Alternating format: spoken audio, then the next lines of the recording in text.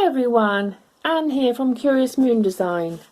Today I'm going to make a real junk journal from junk.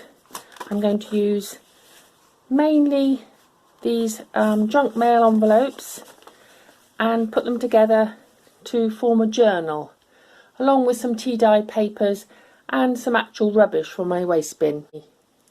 So I'm going to join the envelopes together with some masking tape or glue to form the journal, and I'll have some fold outs.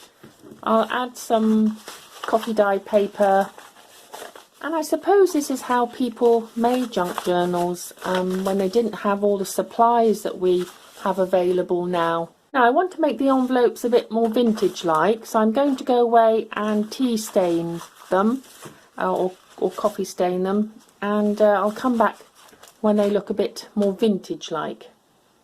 Tea dyed and coffee dyed, they took a bit longer than I thought to get a colour, maybe because the envelopes have to be coated in something to preserve them in the post. But they've all got a nice colour now, so I'm going to put them in some order and put a few other pages in, and then I'll come back. Well, I've got the pages together now, so I've added some, this is greaseproof paper that I've tea dyed, gives a nice rustle in there. There's some graph paper, some tracing paper, more graph, coffee dyed, and then the envelopes. And I've just added some vintage looking paper from books, paper bag, and so it's going to make up quite a nice signature. And I've got a fold out there. Right, so I'm going to start with the cover. I'm going to decorate that, and I'm going to use scraps of paper. These are bits from where I've been die cutting, and so the negative side of that, which I think will look quite nice on the cover there. I've also got some old lace that I've tea dyed, some flowers, and bits of paper from books which I've oiled just to give them a see-through look. So we'll try those, and I'll come back when I've fiddled about and made a start. Okay, so we've made a start on the cover.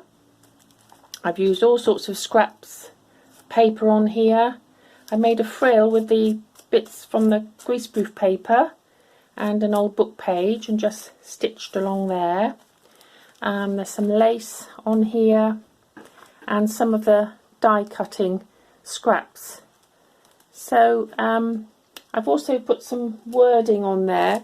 I found a YouTube video very helpful where the lady shows you how to put sellotape onto a book page, and then you just take off the words.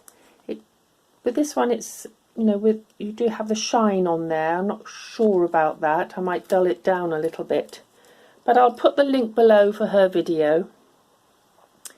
Inside I've done some stitching.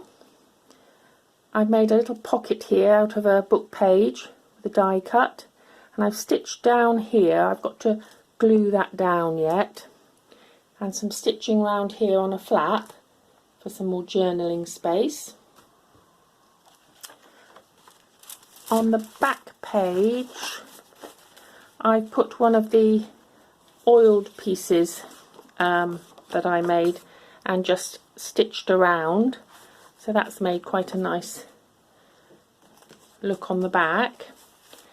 Now, I'm not sure if I've finished with the cover. I don't know whether to put some colour into it. I've got some envelopes with green and red and a gold one, but I'm going to live with this look for the moment. But I might put a colourful focal point on there. We'll just see, because this is an ongoing project. I'm going to be working on this on and off over a few weeks or even months, and just take my time with it. So I hope you'll join me and make one of your own junk journals from scraps, and we can share ideas and inspiration. So please join us again when we'll be bringing you some more crafty ideas for sewing and journaling. Take care everyone. Bye for now.